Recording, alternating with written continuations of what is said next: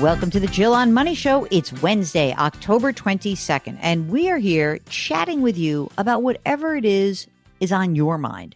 And it shouldn't be anything that is too big, too small, too anything. There's no judgment here. So anything that touches money and your life and the intersection of those two things, get in touch with us. We're happy to help you out. Go to JillOnMoney.com, click the Contact Us button, write us a note. If you would like to join us on the air live, check the box. Mark will do everything else. While you're on the website, you can check out all the cool content that lives there. We've got a free weekly newsletter. When you subscribe to that, you will automatically get my blog post, which is now running it once a week. Maybe it's twice a week. So it depends how I'm feeling. And you'll see all the other content that lives there. Okay, now it is time to do an email show. We've got a lot of emails piling up. So I'm already nervous about this particular subject from Nathan, whose subject is sequence of return risk. All right. Can I stop now, Mark? This already feels like work to me. Hello, Jill and Mark. I recently retired, actually 2 years ago, when my job was becoming less fun and more stressful. I had not done extensive research on the fiscal aspects of retirement during my work years. After retirement, I started reading what I could. I listened to others and their experiences, and I began listening to podcasts where I stumbled upon your YouTube channel. Your daily shows are entertaining and enlightening. Oh, Mark, that's so nice. I quickly learned that my wife and I are doing well financially with a healthy retirement account, brokerage account, and pension. We have not yet started Social Security. Sequence of return risk still concerns me. I have heard this is financially risky in early retirement. Okay. Can I just tell people what this means? It means that returns are not smooth pathways. 1 year it's up, 1 year it's down. And the problem is if you retire early and you happen to retire into a bunch of years where returns are not great, it can really impact you over the longer term. It can. Okay. So the question from Nathan is, how long should I worry about the potential risk since I've just retired? A few years or more? Can you quantify this time horizon? Thanks for any insight on my question. Nathan, let me get to his PS in a second. So listen, I know that this can be one of those things that keeps people up at night. This would not keep me up at night. What I would be looking at is how would your portfolio perform just assuming a lower rate of return over a multiple series of years. I don't think that you really need to worry about lower than expected returns for 40 years of your retirement or 30 years of your retirement. Yeah, I just don't. But I do think it would be interesting for you to see what would happen if, like in a given year, let's say the market went down by 20% and it stayed down there for 2 years and then started to rebuild from there. What would happen to you emotionally is probably more important than financially. And if you're really freaked out about this, you can keep some extra cash on the sidelines just in case. That's one of the reasons why we suggest that you have 1 to 2 years of your living expenses in cash as soon as you retire, because you don't want to be worrying about lower than expected returns.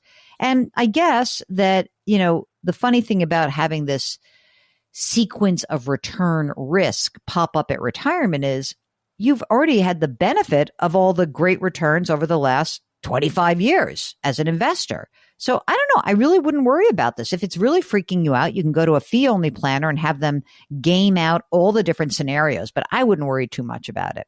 The PS from Nathan was, how was the bike ride? He's an avid bike rider. It was great. I rode all 275 miles, 3 days. It was amazing. And people were incredible and they supported me. And thank you very much. She's walking around with a limp, but she's great.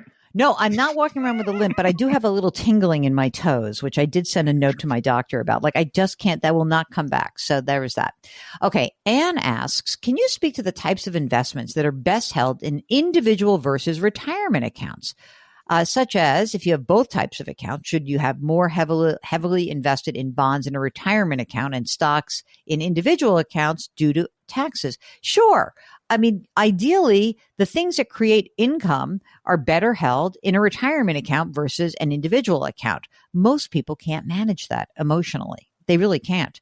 So, Mark, do you split it up? Do you have all of your income generating assets like value stocks, dividend producing stocks, bonds? Do you have it more heavily weighted in your retirement accounts? Yeah, I would say that's accurate. I mean, nowadays though, we're using in our taxable accounts, we're using muni bonds and muni money markets, so that kind of alleviates that as well. Yeah, it kind of depends also where you live and how high your tax bracket is. So sometimes people really do freak out about this, and they're actually not in such a high tax bracket. So it would be interesting to learn more about like the details of where you live and who you are and what tax bracket you are in.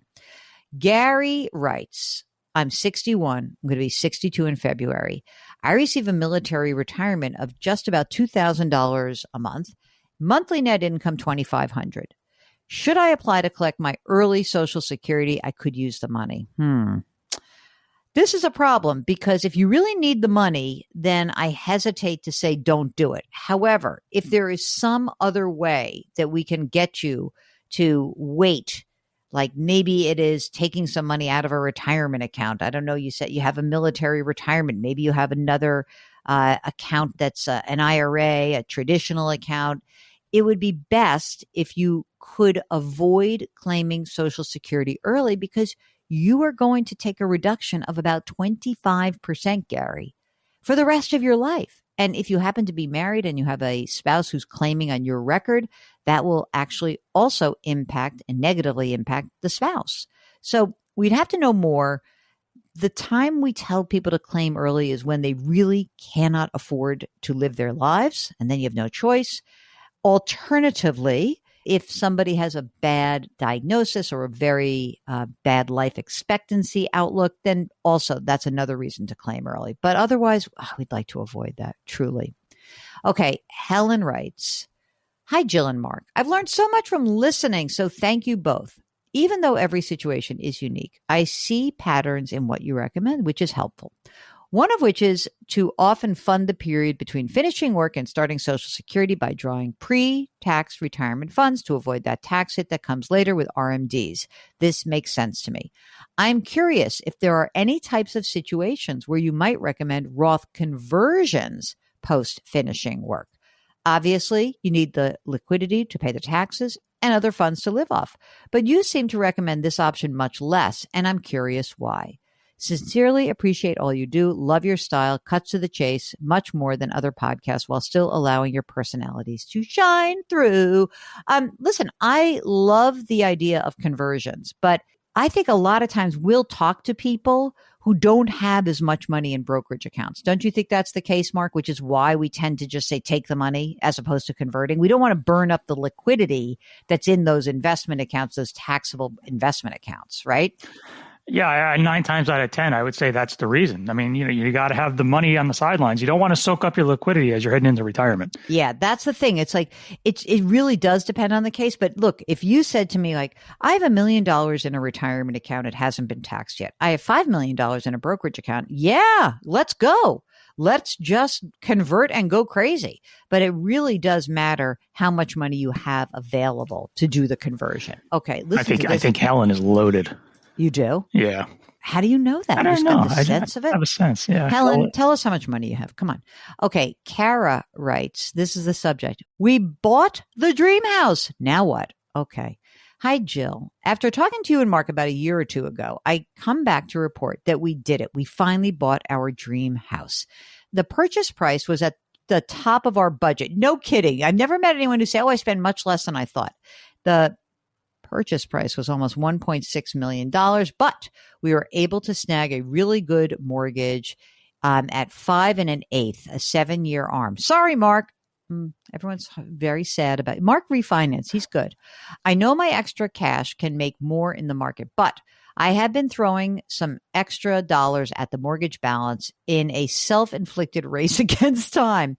My concern is that I will not be able to refinance with a better rate within 7 years. Or when I go to refinance, the value of my house may have dropped, which would affect loan to value ratios. I'd like to have $750,000 or so as a balance in 7 years, which would not feel so tight. All right, some of this is really about how you feel, gang. The current payment, it's pretty high and it's doable. The higher payment, if they went, in other words, if they had to adjust up, would really impact their cash flow. Mark, do you think that Kara is being ridiculous? Should they direct extra cash elsewhere? Or am I being conservative / smart in wanting to obtain a more normal mortgage payment within 7 years? Lender says we can recast at any time for a small payment. In 7 years, I'll have my firstborn starting college. So we would want lower monthly fixed expenses. Okay. Is Kara being conservative? Too conservative? What do you think, Mark? Not a move I would make. I mean, my arm is for 10 years, so I got 3 more years than she does. But the mortgage rate for us is slightly higher. The loan is much bigger, but I am not throwing an extra penny at our loan. I mean, look, can I just also say, Kara, getting back to the previous question, it really depends on what else you have that's on your balance sheet. So if you say to me, well, you didn't tell us how old you are. You don't tell us how much money's in your retirement account. You don't tell us how much money just in terms of like where you are. Have you saved money for the kids' education? I need more information. Generally speaking, I like people to feel better. 5 1/8 is not the worst, but I understand how you feel about it. I want to see the rest of your assets and know and understand like how it all looks. Let me fill in a few pieces of the puzzle. How do you know this? Because that's just how I roll. So we had her on a couple of years ago. It was about 2 years ago, a little over 2 years ago. At that point, 200,000 in their 401ks, 600,000 in IRAs. Must have been old rollovers. And that was the bulk of their assets at the time. So, 800,000. And that was 2 years ago? Mm-hmm. They make 550,000. Oh my God. In their 40s. So they're the mid 40s. They're in their mid 40s. Here's what I would do. I would put as the money you're putting down, I would definitely say for 5 years, you can build up into a brokerage account. I would like to see the brokerage account get as beefy as possible so that if there is a problem down the line and there is no chance to refinance between now and 7 years from now, you would be able to just figure it out and pay a bunch of this down. So yeah, I'd rather have access to my money. And you're young. That's the other thing. I really think that's the piece of it that is important, which is I hate for that money to be just sitting there paying down that mortgage and not have the flexibility of doing something else. Now, do you think that this is all for naught, Mark? Because I do sense that this might be a situation where she's like, I can't deal with it. Perhaps, but 7 years, you're going to have an opportunity to refinance. I think so too. All right, you ready for the last question of the day, sir? I love this already. The subject line, should I go for the promotion? Hey, Jill and Mark. I listen to your show every morning as a get ready for work, and I'm a big fan. To me, personal finance is like a big puzzle, and I enjoy listening to you work through many different scenarios and problems.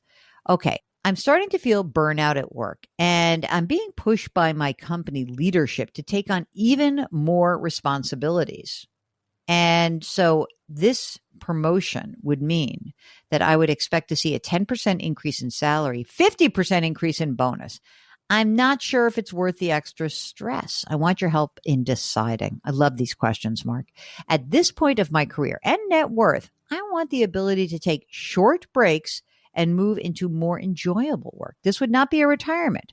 I want to work more on my own terms, such as remote or contracting. I guess you could say I'm ready for a, quote, great money reset. Maybe you should buy a book like that. I've never had any financial advice other than the FIRE websites, Financial Independence, Retire Early. Okay, ready for the information? Already I can make this decision. I just did a quick scan. 41-year-old single dude, okay? Makes about $250,000 a year. Here's what he has. He's got an IRA worth $462,000, a Roth with $165,000, a 401k with $700,000, another $600,000 in brokerage, HSA $85,000, cash $135,000, pension. Oh my God. Pension, which he treats as a bond, the present value of the pension, $47,000. Total liquid net worth, $2.2 million. He's single, ladies and gentlemen. He's got a primary house that's worth $500,000. There's absolutely no reason that by the way, if I felt burnt out in this place, in your current organization. You're 41. You've got a lot of flexibility. You are letting this flexibility and all this savings really amount to nothing if you don't take advantage of it. Okay. So, right now, he in his 401k, he saves 70 grand. He puts 50 grand into his brokerage. He maxes out his HSA. Okay. His spending is like bupkis, 60 grand a year. Here is the game plan. I'm already excited about this. My plan is to continue to work for the next 2.5 years. He's going to get a bonus and some restricted stock units. And he says, I expect my cash and brokerage would be worth about $1 million. Then I quit and take a break. Then I would spend about 60 grand a year for 16 years until 59 and a half. I'd spend it from my brokerage and my cash accounts, leaving my retirement accounts to compound. After a 3-month break or so, I'd begin looking for a new job, probably making more like half of what he makes now.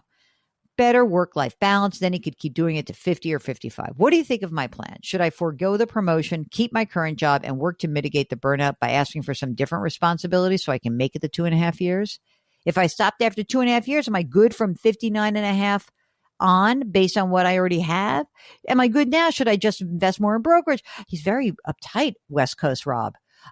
So, the only reason why I think you go for a promotion is if you're like psyched about it. You're already bummed out and burnt out and I wouldn't do it. So, Mark, what about you? No way. I mean, I think he kind of answered his own question. I mean, he talks about being burned out. He wants to work more on his own terms, take short breaks, more enjoyable work. So it sounds like pretty obvious that he doesn't want to do it. I just don't, if he turns around and tells them no, what's that going to do for his environment? Yeah. So the question is, you can say to them, look, I'm not ready to do this right now. Can we revisit this in a year and see what they say? You don't have to say, oh, and by the way, and I'm out the door in 2.5 years, but you just push it off. Just say, you know what? I'm really, I'm doing different things. It's a lot right now. The job's good as it is, blah, blah, blah, whatever. Now, if they are like, either you take the promotion or you're out, that's a different question. But you have a lot of money, and I don't think there's a problem. I think that the 2.5 years is fine. I mean, it seems to me that 2.5 years is almost arbitrary, but, he's got enough money. He can do this, right? It's unbelievable. He's only 41. How much money he's got? I know. I'd love to talk to you more about it. I very much believe that if you are 40 years old and you are fried, that's not great. And I don't want you to feel locked into a job, especially because many people who are locked in and they really are locked in. Like they cannot make a different decision. You know what? You can. So I think West Coast Robert has got like really good prospects. I would gently say to the boss, look, I've never been asked to take a promotion. So I believe me when I say this is, I'm sort of dealing with like how other people I know have dealt with this, not me personally. When people have been asked to take bigger jobs and they don't want to take them, I think the way to couch it is, look, I am really good where I am now. I'm somewhat concerned that it will not be the same. I really don't know if this is like the point where I'm ready to do it. Let's revisit this in a year. By that time, they will have moved on to someone else and no one will ever remember what happened. That's my guess. Don't draw a line and don't quit right now till we talk to you again. Good? All right, good. Okay, gang, are you going for a promotion? Are you hanging on for dear life? Are you a job hugger? Are you freaking out? Are you feeling good? Whatever it is, get in touch with us. Go to JillOnMoney.com, click the Contact Us button, and write us a note. If you want to come on the air, check the box. That's how we usually roll on this show. We'd love talking to you. But if you want to do the email only, give us lots of details like West Coast Rob. I just called him Rob. I don't know. He said Robert. I'm calling him Rob. And if you want further information about us and what we do, just click around that JillOnMoney.com website. Hey, you can subscribe to us on the Odyssey app or wherever you find your favorite podcast. Would you mind please leaving us a rating and review wherever you listen? And of course, do something nice for someone else today. Change your work, change your wealth, change your life. Thanks for listening. We'll talk to you tomorrow.